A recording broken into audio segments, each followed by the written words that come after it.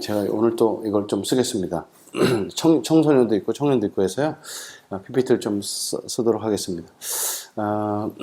셋째 날 되니까요. 4시에 눈이 딱 떠지는 거 있죠. 보통 저는 6시에 일어나서 6시 반까지 이제 묵상 찬양하고 큐티 올리는 게 저희 루틴이었는데 2시간 일찍 일어나는 게 어려웠어요. 근데 셋째 날 되니까 적응되고, 저만 적응된 게 아니라 목사님의 구호제창도 가장 깔끔했습니다. 이제 셋째 날이 되게 중요한데 잘 된 것 같고요. 오늘은 로마서 12장 1절 2절 말씀 갖고 주님 앞에 좀 드리도록 하겠습니다. 제가 예수님 믿고 사역자로 살아온 지가 이제 30년이 넘었습니다. 30년 넘는 동안 로마서 12장 1절 2절 말씀을 얼마나 많이 전했을까요? 제가 대충 따져봤을 때 거의 과장 안 하고 100번을 전한 것 같습니다. 왜냐하면 로마서 12장 1절 2절 말씀은 로마서 전체를 아우르는 가장 중요한 구절이기 때문에 그런 것 같습니다. 저는 이 말씀이 제 삶에 한번 영향을 준 적이 있는데요. 크게 대학교 3학년 때였습니다. 그 당시 우리가 이제 서울의 봄이라는 영화에서 나오는 것처럼 이렇게 그 당시 이제 전두환 대통령이 지나가시고 노태우 대통령께서 대통령 하실 때 데모가 가장 많을 때였습니다. 이제 87년도였으니까요. 그래서 그 당시는 수업하러 들어가면 수업을 오늘 할 수 있을지 할 수 없을지 몰랐습니다. 가서 첫 번째 수업 시간에 또 수업하고 2교시서부터 수업을 못 해갖고 방학할 때까지 수업을 못하고 계속 데모만 하는 거죠. 그래서 책상 다 거꾸로 있고.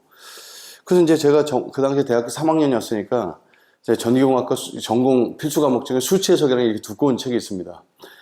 그게 이제 3학점짜리니까 되게 전공 필수 중요한 과목인데 1교시 싹 수업하고 쭉 못하는 거예요. 그 챕터 1만 배웠어요. 그리고 나서는 이제 그 기말고사 볼 때 시험 보러 갔더니 진짜 거기 시험 보는 거죠.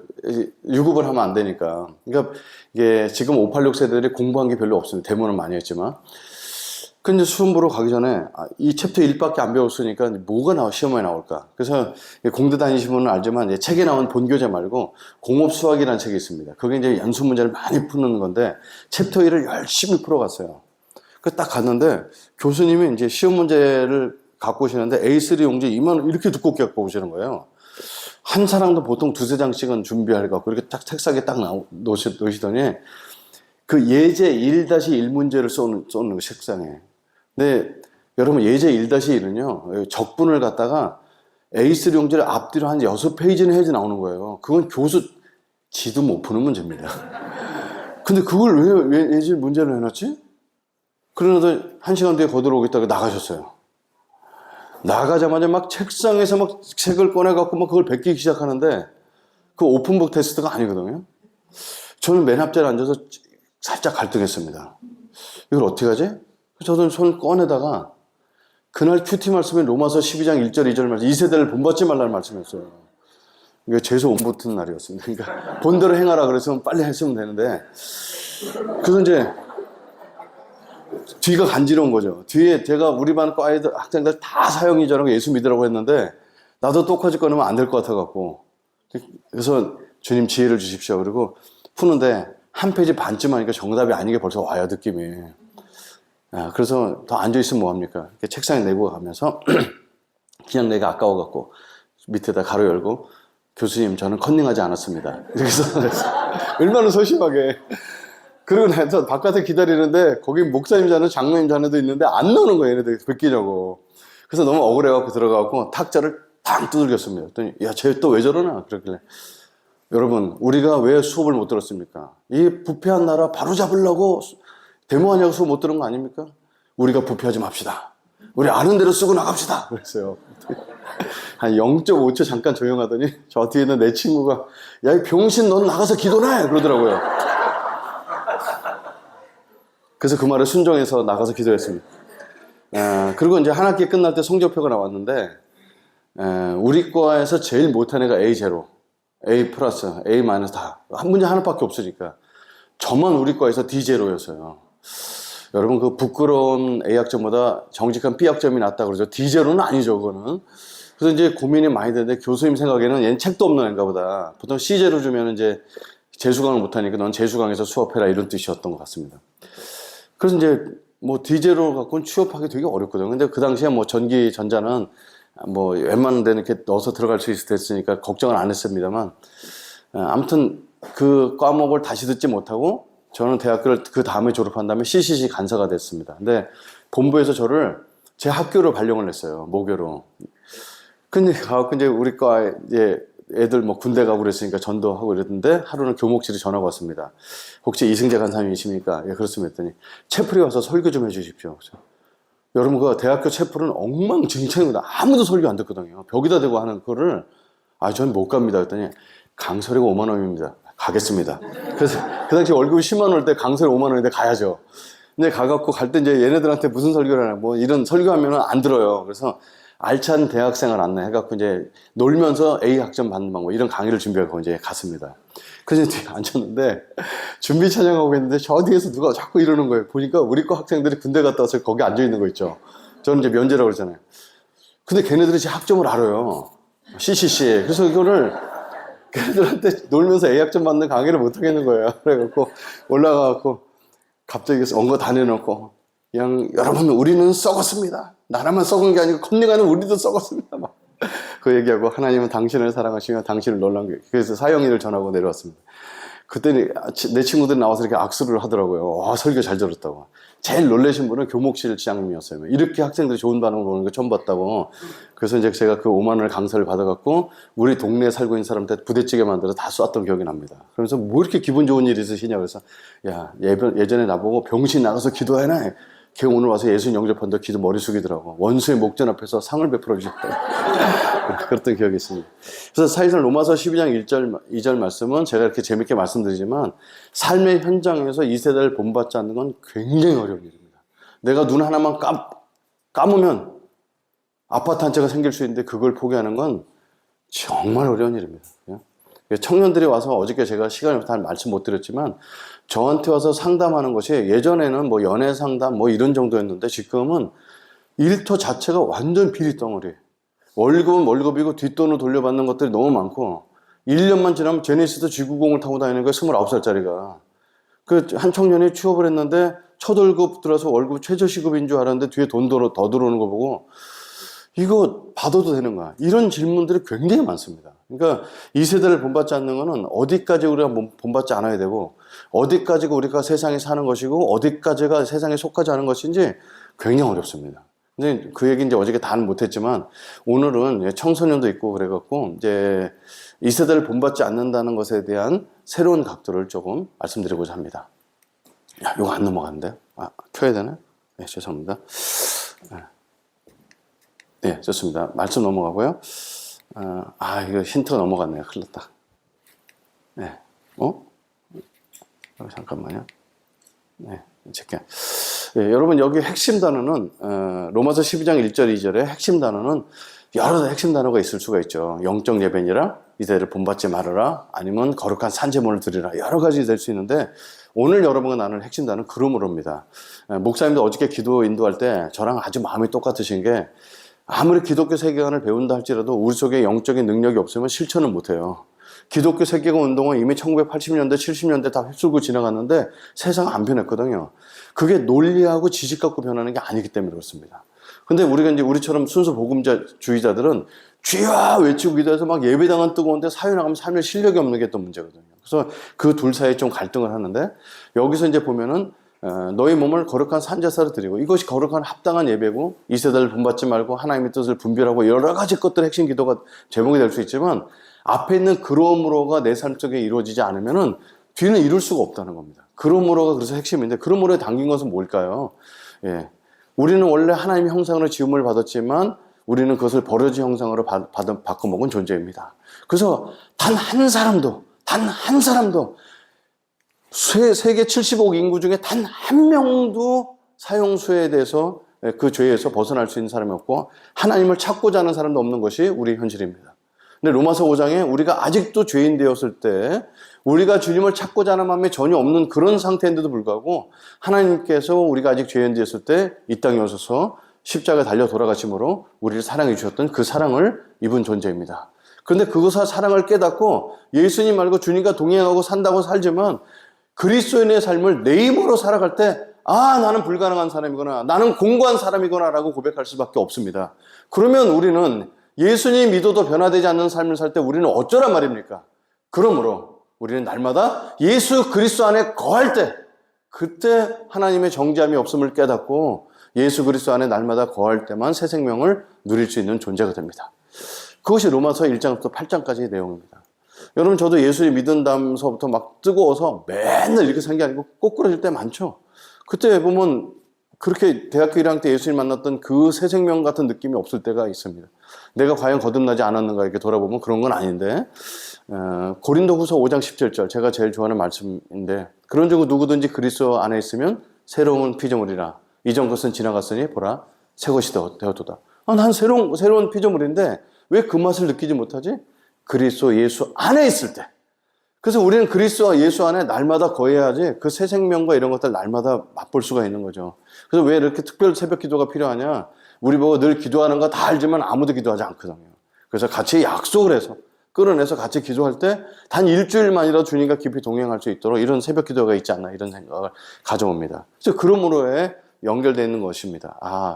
나는 원래 죄인이고 하느님을 찾고자 하는 마음도 없었던 사람인데 나의 죄의 모습을 그대로 끌어안아준 주님 때문에 구원받았지만 그 구원의 삶도 예수 그리스도 능력 안에 있을 때만 살아갈 수 있다는 것이 내포된 모습이죠. 거기서 이제 거룩한 산제물로 드리라는 겁니다. 모든 제사는 죽여서 드립니다. 다 죽여서 드립니다. 저는 그게 그 제물을 받는 존재가 죽었기 때문에 그렇다 이렇게 생각이 듭니다. 저희 아버님은 아무리 알코올 중독이라도 1년에 13번 제사 있는 그날은 집에 정확히 오셨습니다. 그럼 저는 제사상을 다 차려놓고 홍동백서 뭐 이렇게 다 이게 제사상에 맞춰서 다 차려놓고 현고학생 부군신이라고 한자로 다 해갖고 귀신을 모셔놓는 부적까지 이렇게 다 써놔야 됩니다. 지방이라고 그러죠. 그리고 아버님이 딱 오시면 한자 틀린 거 있나 봐주시고 제사장 다 본 다음에 이게 밥풀로 묻혀갖고 이제 벽에다 딱 붙이면 귀신이 오는 거거든요. 오기 전에 하는 행동이 있습니다. 뭐냐면 이제 빨랫줄을 걷어요. 그 빨랫줄을 왜 걷냐 했더니 귀신이 오다 걸릴까 봐서 빨랫줄을 걷고 그 대문도 열어놓습니다. 왜 대문 열어놓으니까 이쪽으로 오실 수 있으니까. 그래서 그 조상님이 오실 수 있는 기간 다 만들어 놓고 이제 딱 붙이면 귀신이 온 겁니다. 그리고 이제 2번씩 절을 하고 과일도 다 깎아놔야 되잖아요. 왜 귀신은 손이 없으니까. 젓가락도 다 옮겨놔줘야 돼요. 2번 절하고 또 옮겨놔줘요. 근데 이거를 13번 하는데 제가 제일 기분 나빴던 건 뭐냐. 내 생일이 전날에 할아버지 제사예요. 그럼 할아버지 제사하는 날은 꾸준히 제사 음식만 데 제사 음식은 절대 먼저 먹지 못합니다. 그러니까 전 제 생일날 생일장을 받아본 적이 없고 제사 음식만 만드는 거거든요. 할아버지 제사 때. 그래서 할아버지 얼굴도 못 봤는데 그래서 제사하다가 절하다 말고 아버지한테 물어봤어요. 아빠 여기 할아버지가 제사하는데 할아버지 와 계세요? 저희 아버지가 조그만 목소리로 야 임마 세상에 귀신이 어디냐 이러고 절하시는 거예요. 그래서 자기도 안 믿는 걸 하더라고요. 그래서 여러분 그 제사는 불교적인 요소가 아니고 유교적인 요소인데 조상한테 잘하자 이런 뜻인 거죠. 그러니까 다 죽어있는 신에게 죽어있는 제물을 죽여서 드리는 겁니다. 근데 하나님은 살아계시기 때문에 우리는 살아있는 삶으로 드리는 제사를 하는 거죠. 그 제사라는 말이 참 우리가 평생 쓰는 단어는 아니지만 그것을 예배, 살아있는 상태로. 그렇기 때문에 이 주일날 와서 이렇게 아니면 새벽기도 와서 예배당 안에 드리는 삶과 그 우리 일상의 삶도 다 삶이기 때문에 그걸 주님께서 받으신다는 겁니다. 그래서 삶이 중요하다. 그래서 영적 예배라는 단어는 우리가 많이 오해할 수 있는데 영어 성경을 보면 딱 나와 있어요. 거기 스피리추얼 월십이라고 되어 있지 않고 뭐라냐면 리저너블 월십 이렇게 되어 있습니다. 우리가 이렇게 살아있는 제사를 주님 앞에 그러니까 일상을 통해서 우리 삶을 주님께 드리는 것은 영적인 예배 이렇게 얘기한 것이 아니고 마땅히 드려야 될 거야. 너무 감사하니까. 그런 뜻입니다. 그래서 이 영적인 예배, 그 영적인 삶을 우리의 육신을 가진 삶으로 드리라는 거죠. 그 영과 물질의 경계를 하나님께 다 허물어 주신 겁니다. 성경은 단 한 번도 이원론 적이 없습니다. 영적인 것과 육적인 것을 나누는 적이 없습니다. 우리는 이원론은 어디서 배웠냐면 플라톤한테 배웠어요. 이데아, 우리가 이 정신 세계는 굉장히 거룩한 것이고 육신이 하는 것은 나쁘다. 육신이 하는 것은 나쁜 건 사실인데 근데 정신세계는 좋다고 자꾸 생각하니까 이원론은 나올 수밖에 없던 이론이었는데 하나님은 그걸 다 깨놓으셔서 우리들의 삶이 곧 예배고 우리들의 평상시에 생각하는 그것이 우리들의 존재인 것을 알려주셨습니다. 그래서 우리의 생각을 고쳐야 되고 우리가 무엇을 보는지 무엇을 계속 묵상하는지 이것들에 대한 다스림이 있어야 우리 삶도 합당한 예배를 드릴 수 있다고 얘기하고 있습니다. 그럼 어떻게 우리 거룩하고 살아있는 제사로 우리 삶을 드릴 수 있을까요? 그건 성경에 나와 있습니다. 그 2절에 나와 있습니다. 2절 같이 한번 읽겠습니다. 시작.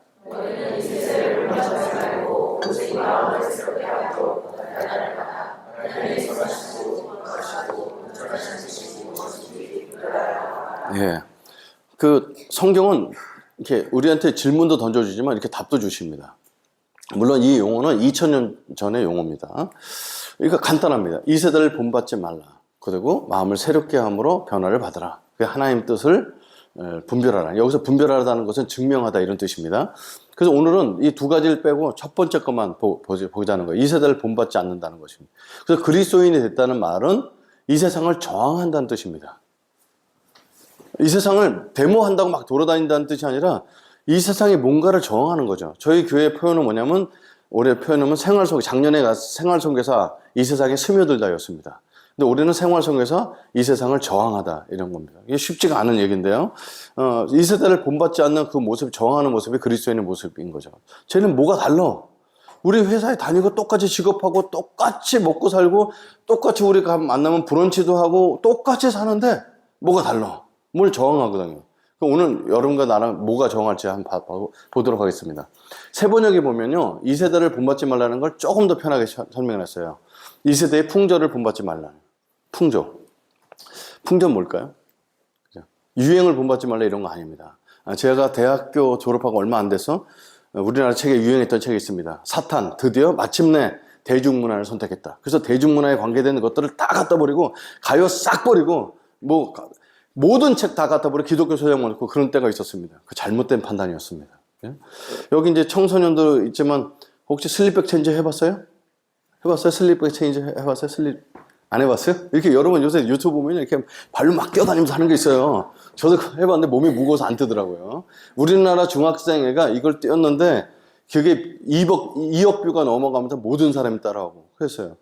이런 거 하지 않는 것이 이 세대의 풍조를 본받는 거, 그런 거 아닙니다. 그냥. 자, 로마 시대에는 어떤 풍조가 있기 때문에 이 시대 풍조를 본받지 말라고 로마서에 썼을까요? 가장 중요한 건 힘입니다.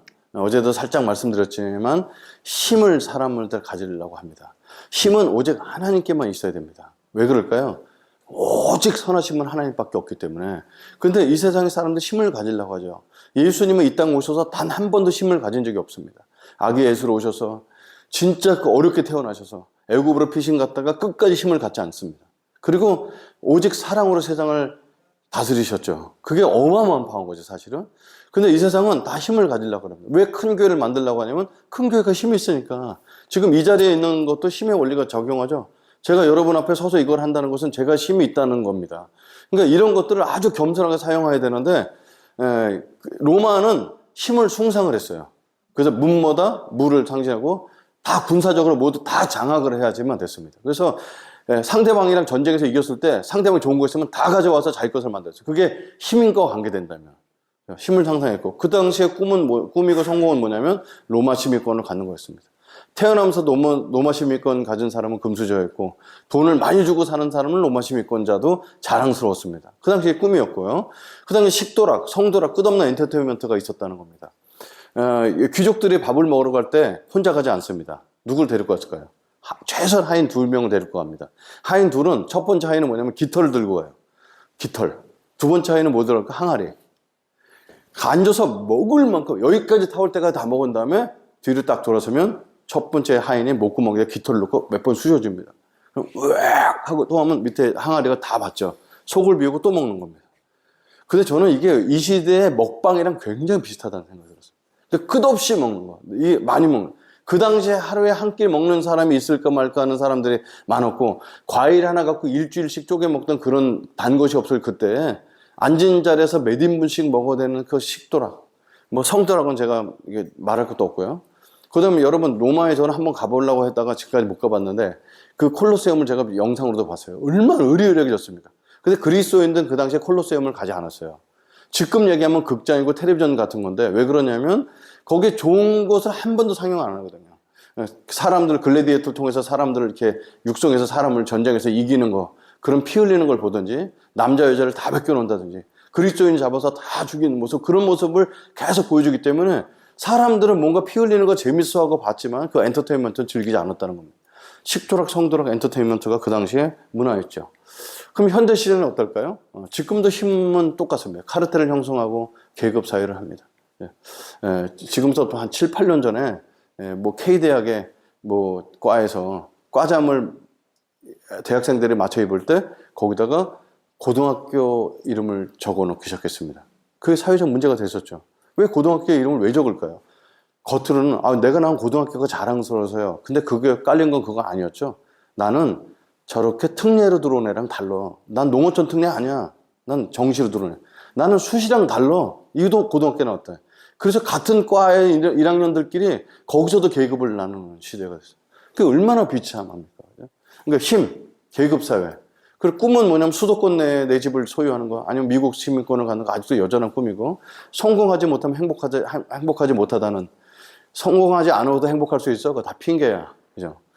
지금도 먹방 여전하고, 성판타지는 갈수록 더 심해지고, 끊임없는 볼거리와 놀거리를 계속해서 제공받고 있는 시대에 살고 있습니다. 근데 로마 시대나 현대 시대나 인간의 본성은 바뀌지 않았기 때문에 똑같은 풍조를 느끼는데, 오늘 여러분과 하나 더 나눠볼 풍조는 뭐였냐면요. 디지털화가 주는 피로감이 있어요. 요즘 시대는.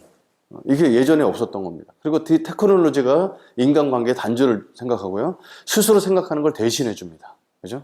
챗GPT가 나와갖고 지금 이제 난리죠. 저도 이제 그런 강의를 듣고 설교를 제가 챗GPT로 만들어 본 적이 있어요. 그래갖고 로마서 12장 1절 2절 갖고 A4 용지 3장짜리를 원고를 3포인트로 만들어 줬더니 딱 5분 내로 만들어 주더라고요. 그래서 그걸 제가 문구만 말의 어투가 이상해갖고 요거를 옥하는 목사님 말투를 바꿔줘. 그래서 또 바꿔주더라고요. 그래서 그걸 복사해갖고 우리 교회 카톡에 뿌렸더니 목사님 웬일이세요? 설교를 원고를 미리 주시고 어휴 너무 은혜스러워요. 그 챗GPT가 만드는 잘 모릅니다. 조금 거기다 검색어를 잘 넣으면. 그러니까 지금은 제가 로마서 12장 1절 2절을 곱씹고 헬라어를 보고 막 곱씹고 이렇게 나오는 게 아니고 누르면 나오는 시대가 됐습니다. 그게 이제 묵상과 자기 대면을 안 하는 건데요. 한번 돌아보겠습니다. 각 세대마다 다른 영적 도전이 있다는 겁니다. 예전에는 저는 컨닝하지 않는 거, 그다음에 부정부패한데 손 대지 않는 거, 음란물에 손 안 대는 거, 이 정도가 영적 그 도전이었는데 지금 다르다는 겁니다. 자, 1984년도에 저 매킨토시라는 컴퓨터가 나왔습니다. 이렇게 청년들은 잘 모를 수도 있어요. 1984년도니까. 그 당시만 해도 컴퓨터 그러면 회사에 장롱 귓장만한 게 몇 개씩 있었던 게 컴퓨터였습니다. 근데 애플 회사에서 저걸 쭉 만들더니 그것도 하우스 컴퓨터라고 안 하고 퍼스널 컴퓨터라고 했어요. 얘네들은 벌써 미래를 내다본 거죠. 지금은 저희 집에 5식구가 5명이 다 컴퓨터를 갖고 있어요. 정말 퍼스널 컴퓨터죠. 근데 저 당시 저게 나올 때 400 몇십만 원이었는데 저걸 사서 쓰는 친구가 있었어요. 제가 바로 갖고 이제 들어가서 보니까 내 옆방 자취하는 애가 저걸 갖고 있더라고요. 그래갖고 서버타지랑 게임을 따다다다 하고 있더라고요. 되게 신기한 물건이었어요. 그래요. 저것 때문에 사람들이 바깥에 나가지 않고 이제 쭈그리 앉기 시작했습니다. 대학교에 교직원으로 있는 우리 아들 컴퓨터에 앉아 있습니다. 막내딸은 패션 회사에서 하는 걔도 컴퓨터에 앉아 있습니다. 저 목사 설교 준비할 컴퓨터에 앉아 있어요. 다 컴퓨터에 앉아놨어요. 이게 사람이 이렇게 다 바뀌는 게 이게 시대를 이게 편리함도 주셨지만 엄청난 변화를 갖고 온 거죠. 그리고 이제 2007년도에 스마트폰 나왔습니다. 그죠? 물론 우리나라는 2008년 좀 넘어서 들어왔는데 저게 이제는 이제 들고 다니면서 이렇게 보게 만들었죠. 그게 이제 SNS를 엄청나게 만들었습니다. SNS의 가장 큰 특징은 뭐냐면 가까이 있는 사람하고 멀어지고 멀리 있는 사람 가까이 되는 거예요. 제 친구가 4,900명인데 거기서 댓글 달고 목사님 누군지 몰라요. 근데 그 사람한테 댓글 다루는 거 감사해요라고 쓰냐고 아내가 밥 먹는데 기다리고 있죠. 그래서 그걸 쓰고 나서 보면은 아내가 삐져서 아내도 SNS 하고. 그러니까 이게 어렵죠. 같이 앉아 있는데 대화를 안 하고 멀리 있는 불특정 다수랑 친해지게 만들었습니다. 자, 제가 드리고자 하는 말씀은 뭔가 편리한 것이 오면 부작용이 있다는 걸 말씀드리고자 하는 겁니다. 그리고 이제 2016년도 AI는 예전에도 있었습니다. 그 전에 AI가 있었죠. 인공지능. 그래서 딱 붙여보면 이게 무슨 물건인지 맞췄는데 얘가 그렇게 똑똑한 컴퓨터가 고양이 얼굴하고 개 얼굴을 구별을 못합니다. 왜? 사람이 입력을 안 해줬거든. 고양이 얼굴하고 개 얼굴이 다른 것을 아주 디테일하게 컴퓨터에 입력해줘야만 컴퓨터가 인식을 했어요. 그래서 인공지능이라는 건 안 되구나. 그러면서 주식에 막 곤두박질 쳤는데 2016년도에 알파고가 나오면서 알파고가 뭘 봤냐면 사람이 입력해주지 않은 것도 경우의 수에 따라서 이게 발전돼 가는 걸 보고 나서 이제 생성형 AI에 대해서 눈을 뜨기 시작했습니다. 지금 주가가 어마어마하게 올라고 벌써 작년에 주식을 샀었던 사람은 올해 벌써 300% 성장된 AI 주식을 소유하고 있는 사람이 있을 겁니다. 엄청 뜨기 시작했습니다. 그래서 인류 역사상 아마 1세돌이 컴퓨터를 한 번이라도 이겼던 유일하고 마지막 사람으로 남지 않을까를 가져봅니다. 그래서 이제는 뭐 영상 같은 것도 저걸 통해 만들고, 제가 요번에 이제 내일이 제 아내랑 결혼 지 32주년이거든요. 그래서 32주년 동영상을 제가 늘 해마다 만들어줬는데, 요번에 좀 AR을 통해서 만들려고 좀 했더니, 이제 아내 얼굴이 자꾸 변형되고 그래갖고 안 되겠어 갖고 일단 이제 제가 만들었습니다만, 지금은 영상도 영상 전문가가 아닌 거 이렇게 만들어도 되고, 저희 이제 저랑 같이 있는 우리 교회 젊은 집사는 뭐 32이지만, 전혀 미적 감각이 없어요. 근데 AI를 통해서 이렇게 로고 대회 같은 데 나갔는데 1등을 하는 거예요. 타코. 그래서 그거를 누가 사갖고 와서 200만 원씩 주고 사가더라고요. 매달 20만 원짜리의 그 챗GPT 요금을 내갖고 그거 갖고 만들었는데 200만 원씩 거는 거죠. 이 친구 원래 연봉이 1억이 넘는데. 그래서 앉아서 뚝딱뚝딱 만든 시대가 너무 됐습니다. 저게 이제는 디자이너나 이런 사람 쓰기가 되게 어렵죠. 그렇게 된 시대가 있습니다. 지금 하나 더 나온 게 최신 저거 비전 프로라는 게 나왔습니다. 제가 이 설교를 준비한 지가 1년이 넘었으니까 벌써 이제 옛날 얘기고 지금은 현물이 됐죠. 저건 뭐냐, 이렇게 떠 있습니다. 이걸 쓰면은, 컴퓨터 아이콘이 공중에 떠다닙니다. 이렇게. 그 눈으로 보면 이따가 선택돼서 내가 손으로 이렇게 하면은 이제 바로 선택이 되죠. 그래서 조금 있으면 애플 링이라는 게 나오는데 여기서 손에 끼면은 우리가 아이언맨 같은 데 이렇게 보면 공중에 꺼 그렇게 막 3D로 작업하는 게 다 보일 겁니다. 옆에서 보면 헛짓하는 것 같은데 그 화면을 공유하면 같이 보이겠죠. 여러분, 지금서부터 거의 20년 전에 블루투스 이렇게 이어폰 나왔을 때 사람이 길거리 다니면서 전화할 때 혼자 중얼거리고 있으니까 정신 나간 거 아니야? 보면 귀에 못 꽂고 있었어요. 지금은 이제 저거 쓰고 다니는 시대에서. 지금 벌써 저거 쓰고 출근하는 애들이 나왔어요. 저걸 쓰고, 저게 400만 원이 넘고 이제 1테라 이런 것만 600만 원 되는 저걸 쓰고 출근합니다. 바깥에 다 보이고 컴퓨터를 이제는 이렇게 하는 게 아니고 가서 보면서 유튜브 봐가면서 길거리 다니는 시대가 됐습니다. 자, 저거는 이제 비전 프로를 애플에서는 뭐라고 얘기하냐면 AR과 VR을 결합하는 건데 제목을 뭐라 줬냐면 비전 컴퓨터 이러지 않고 공간 컴퓨터라고 했습니다. 온 공간이 다 컴퓨터가 됐다는 겁니다. 자, 이거는 상상의 최고점을 현실처럼 느끼게 해줄 겁니다. 이제 뇌과학이 발달한 이때 저걸 어떻게 쓰면 될까요? 자, 제가 요새 살이 많이 쪘어요. 막 이렇게 돌아다니면서 하도 많이 먹고 그래갖고, 이제 다음 달 되면 저도 이제 몸무게 또 조절 들어가야 됩니다. 근데 저걸 쓰고 아내가 차려준 건강한 두부를 봅니다. 근데 두부를 먹는데 저걸 쓰고 보는데 두부가 횡성안으로 바뀌어 보입니다. 그리고 뇌 자극에 횡성안의 맛을 자극을 줍니다. 두부를 먹는데 완전 횡성안을 먹는 것처럼 맛있는 것만 계속 먹으면서 라면 맛도 다 느끼게 하면서 라면이 아닌 두부를 먹으면서 다 느껴야지. 얼마나 우리는 먹을 걸 실컷 잘 먹으면서 살도 살찌지 않는 물 먹을 수 있을까요? 우리의 상상의 최고점을 현실을 만들어줄 게 곧 눈앞에 오게 됩니다.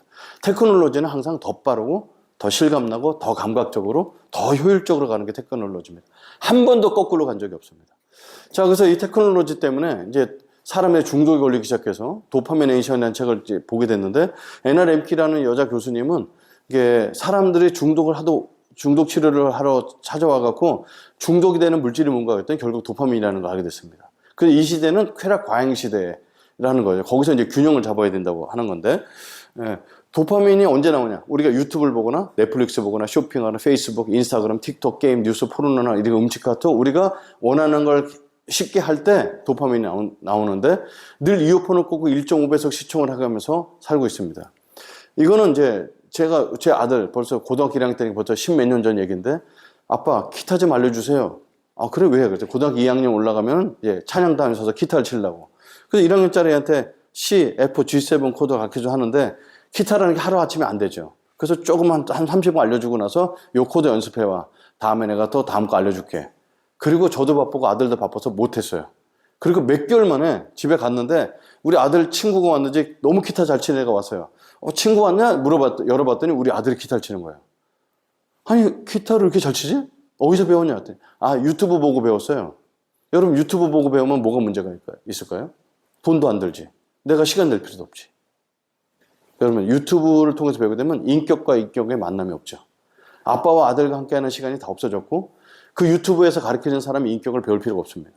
여러분, 사람은 언제 변하냐면 인격과 인격이 만날 때 변합니다. 그래서 여러분 말씀드리지만 유명하신 목사님 설교를 10편씩 매일 듣는다고 절대로 변하지 않습니다. 비인격체거든요. 그래서 지금 청소년이나 청년들에게 너가 꿈꾸고자 하는 너의 모습이나 존경하는 사람 찾기가 굉장히 어렵습니다. 다 유명한 강사 1.5배속으로 삐삐삐삐 듣고서 지식만 들으면 되지 그 사람 인격을 배울 필요가 없다는 얘기입니다. 그게 이제 지금 이 시대의 쾌락과 자극이 과잉되는데 어떤 결과를 낳게 되냐면 원래 본연의 맛을 잃게 되고 조작된 세계에서 살게 되고요. 몸은 고통을 통해서 균형 잡으려고 몸에 반응이 온다는 거예요.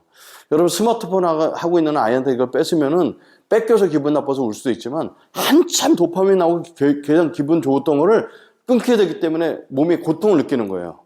그래서 이거를 제가 이제 좋은 그림을 못 찾아서 책에 있는 사진 찍어 왔는데 이렇게 초콜릿을 먹는 거 대명사죠. 초콜릿과 소셜미디어, 게임과 포르노나 이런 쇼핑. 여러분 쇼핑도 내가 물건을 지르고 박스가 올 때 그때 기분이 좋아요. 도파민이 나옵니다. 그러니까 이게 계속 우리는 재밌는 쪽을 끌어당기는데 그러고 나면 우리 몸이 살라고 반대쪽으로 고통을 느껴야 정상으로 간다는 거예요. 그래서 기분이 나빠지고 처지고 이런 것들은 정상이라는 거예요. 도파민이 안 나오는 상태로 살아야 되니까. 이 책에서 발견하는 게 그겁니다. 그래서 이 책이 뭐라고 희소식을 제시했냐면 자연 친화로 쾌락 자극을 오랫동안 받지 않을 시 다시 몸이 균형 잡힐 것이다. 그래서 일정 기간 끊고 그 다음에 환경의 변화와 좋은 시간을 갖게 되면은 다시 일상에서 행복을 느낄 수 있다는 겁니다. 여러분 이 책 사서 읽을 필요 없어요. 요약이 이겁니다. 여러분 그러면 인간이 얼마나 미련하냐면 원래 우리는 일상에서 좋은 거예요. 오늘 목사님 만나서 제가 3일째 만났잖아. 만나서 얘기 나누고 첫날은 굉장히 영적인 얘기 나누다가 오늘은 어떻게 하면 건강을 지킬지 수영장 가는 얘기 앞에서 얘기했어요. 저 안에서 굉장히 거룩한 얘기할 것 같죠. 이 일상의 얘기를 나눴습니다. 그래서 친해졌어요.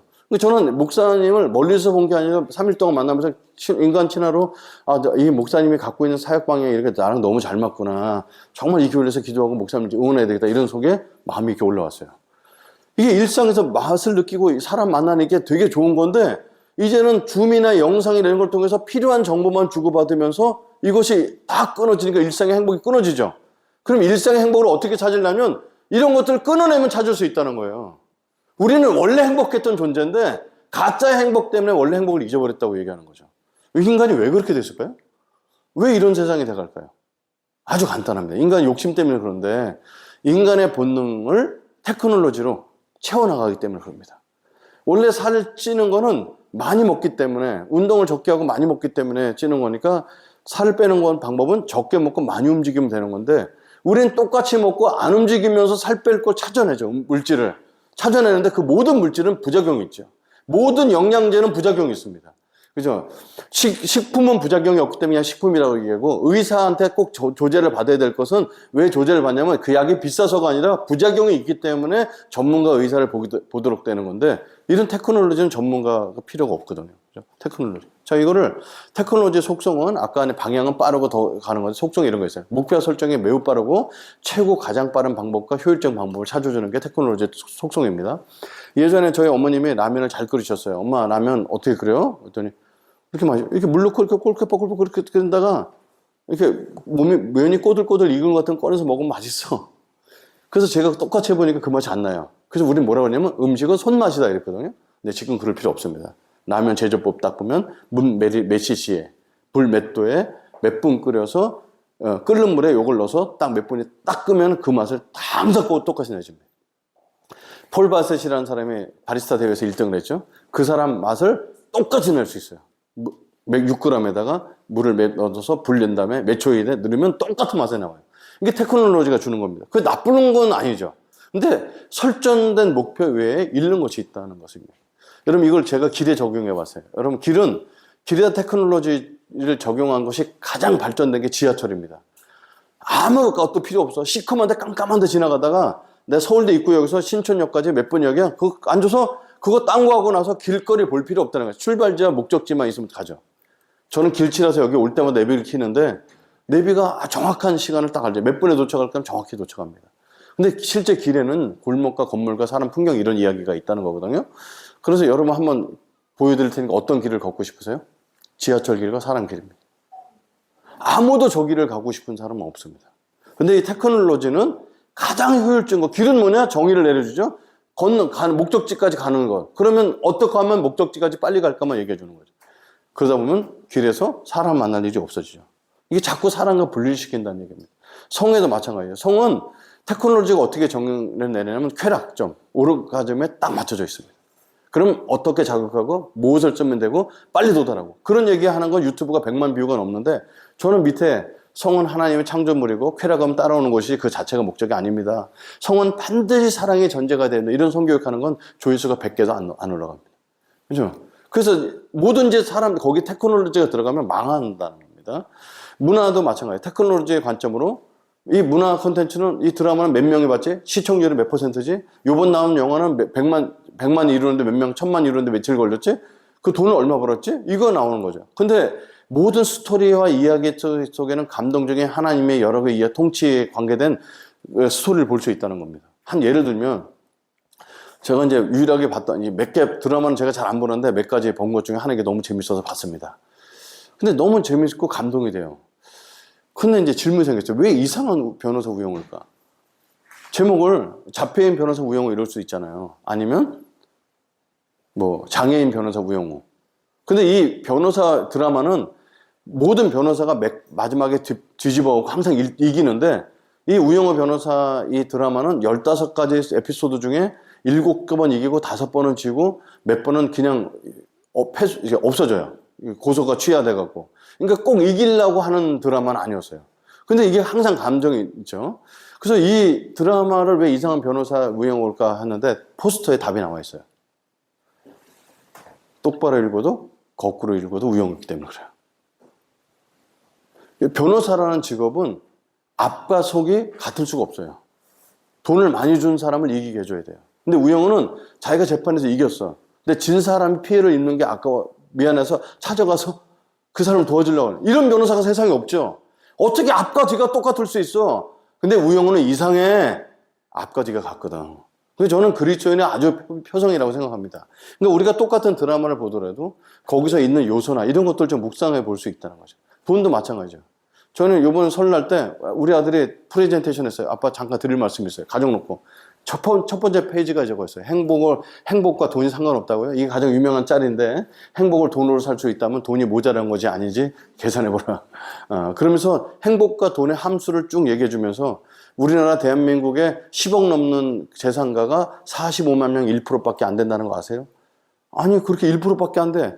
실제로 따지면 1%밖에 안 되는데, 서울과 경기권에 다 몰려있기 때문에 집만 한 채 가져도 10억 되는 사람이, 그런 사람이 45만 명밖에 안 되는데, 성남시에 그렇게 많은 집을 갖고 있어도 9만 채밖에 되지 않습니다. 그 아파트값이 10억이 넘는 사람들은 성남시 다 분당해도 9만 명밖에 안 되는데, 45만 명이라는 숫자는 굉장히 큰 건데, 우리 주변에 너무 많기 때문에 그럽니다. 우리 애들도, 젊은 애들 아주 통계에 빠삭하죠. 근데 테크놀로지는 그렇게 몇 년 동안 얼마를 벌어야 되고 자산이 얼마이고, 내가 10억을 벌려면 통장에 동그라미 8개 찍어보는 1억을 경험해야지 다음 단계를, 이런 유튜버 엄청나게 많습니다. 자녀 한 명 키우는데 3억 8천만 든대요. 이미 계산 나오면 3명 나오면 4, 3, 12, 12억인데 나 못 나. 이렇게 돼버리는 거거든요. 근데 이제 돈을 왜 모아야 될까? 돈의 한계점은 무엇인가? 왜 돈을 왜 모아서 살아야 될까? 여러분, 초대교회 사람들은 자기가 돈을 무작정 많이 모으는 것이 아니라 한계를 정해놓고 모았다는 사실입니다. 그리고 헌금의 의미는 하나님께 드려서 건물 짓는 것이 아니었고, 헌금의 의미는 부의 재분배였어요. 주일날 밥을 많이 갖고 온 사람은 10사람 밥을 해갖고 10사람 밥을 나눠줬던 것이고, 돈이 없는 사람은 기념 와서 같이 먹었습니다. 그게 이제 헌금이요. 신약선 시대에 나오는 헌금이었거든요. 근데 이런 철학을 갖고 있는 사람은 전혀 없고, 빨리 돈을 벌어서 자녀들한테 얼마를 보여주고 비트코인에 투자하면 얼마 늘 수 있고, 이런 얘기하는 것이 돈에 대한 속성이지 않을까. 자, 결론을 좀 내볼게요. 제가 이제 몇 가지만 묵상했는데, 테크놀로지가 우리 영적 생활에 미치는 영향입니다. 첫 번째는요, 하나님 앞에 설 수 있는 시간을 못 갖게 합니다.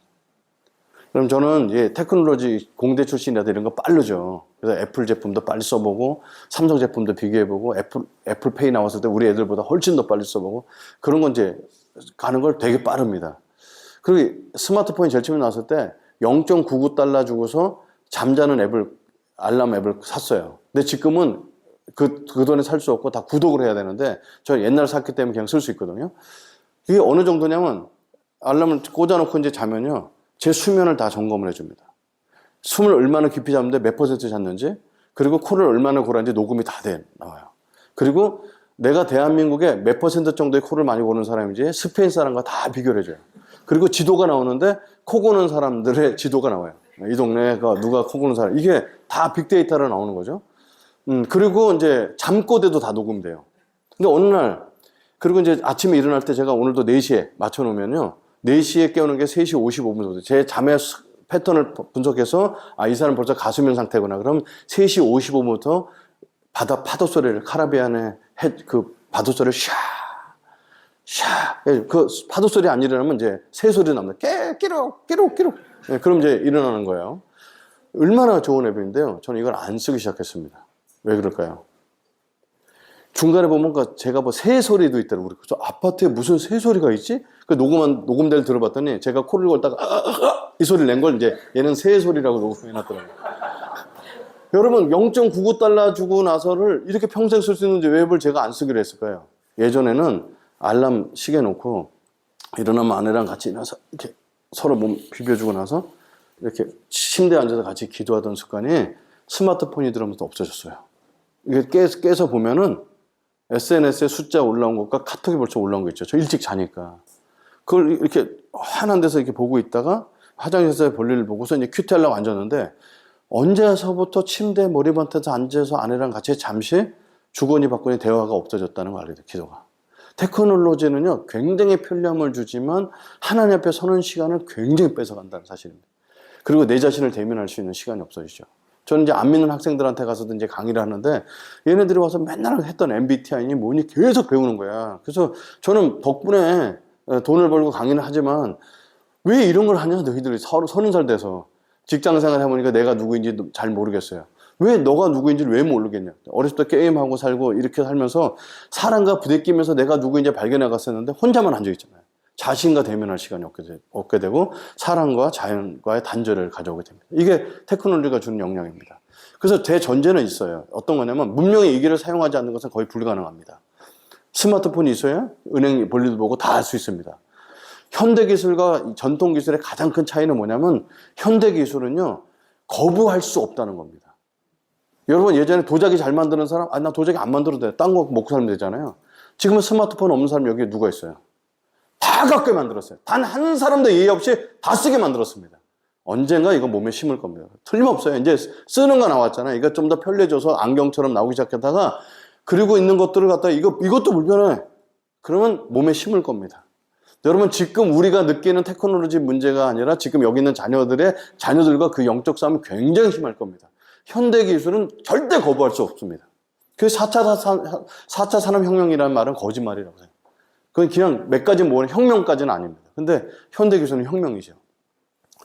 그러니까 안 쓸 수는 없는데 비판력을 상실한 채 사용하면은 노예가 된다는 것이죠. 그래서 아주 이 세대를 본받지 말라. 첫 번째, 자원해서 고통하는 시간을 가져야 된다. 자원해서. 그러니까 결국 묵상하는 뻔한 얘기죠. 묵상하고 기도하고 주님과 연결을 해라. 그래서 아침에 일어나서 스마트폰을 보지 말고 놔두고 아날로그로 쭈그리고 앉아서 주님 앞에 오늘 할 일을 주님과 얘기 나누고 아내랑 입냄새가 나도 아내랑 대화 나누시. 그리고 거기서 다 인간적인 관계를 회복해서 문명 얘기를 활용하는 건 괜찮은데 아침에 이걸로 알람을 깨서 이걸로 시작해갖고 이걸로 마무리하는 것은 정신력 굉장히 안 좋죠. 그래서 이걸 단순히 목사 하루 종일 40분 50분 설교하는데 스마트폰 쓰지 말라 그런 얘기가 아닙니다. 테크놀로지에 점령당하지 마라. 그러려면 스스로 묵상하고 주님과 연결하는 시간을 가져야 됩니다. 제가 말씀드립니다. 유명하신 목사님 설교를 10편 듣는 것보다 내가 오늘 말씀 주는 여러 매일 성경 갖고 왔는데 매일 성경의 말씀을 10분 묵상하는 것이 훨씬 낫습니다. 다시 말씀드립니다. 유명한 목사님 설교 10편 듣는 것보다 스스로 묵상한 10분이 훨씬 더 내 역량에 영적 생활에 도움이 됩니다. 이 세대는 본받지 말라는 첫 번째, 자원하는 고통 시간을 갖자. 두 번째는 뭐냐면 인간과 인간의 진솔한 만남을 갖자. 이렇게 대면을 해야 됩니다. 그래서 여러분 그냥 저는 예전에 이렇게 아주머니들 모여갖고 브런치 할 때 보면은 부럽다 그랬어요. 남자들이 거의 없잖아요. 그죠? 그리고 목사님 간단하게 브런치만 해요. 브런치가 간단한 음식이 아닙니다. 그게 저는 가격을 보고 나서 아침 식사 비용하고 점심 식사 비용을 합쳐놓은 게 브런치 비용이구나 이렇게 알게 됐어요. 그러니까 그래도 쓰세요. 사람과 만나는데 사랑과 만나는 데 있어서 진솔한 만남. 그래서 우리가 구역 모임을 하거나 이렇게 나눌 때 우리 죄를 고백하고 기도 제목을 나누는 건 어마어마하게 좋은 겁니다. AI가 그걸 할 수가 없거든요. 사람과 만남이 너무 중요하기 때문에 만나서 교제를 하는 것도 중요하다. 세 번째는 자연과 교감을 했으면 좋겠다. 그래서 자연을 내 것을 만들고 가짜 자연을 보지 말고 진짜 자연을 보면서 그래서 우리가 인간의 모습을 계속해서 지켜나가는 거 2세대에 본받지 않는 또 하나 포인트가 되겠습니다. 잠시 기도하겠습니다. 하나님의 단절을 요구하는 이 시대에 깨어서 하나님의 생명줄을 놓치지 않게 하여 주시옵소서. 하나님 앞에 내 자신을 더욱 발견되며 다른 그리스도인과 생명력 있는 교제가 회복되게 해주옵소서. 세 번째, 생명 대신 예수 그리스도가 이 세대에도 유일한 답인 줄 알고 생명의 복음을 증거하는 삶을 살게 해주시옵소서. 이 세 가지를 놓고 잠시 묵상 기도하고 제가 마무리 기도하겠습니다. 기도합니다.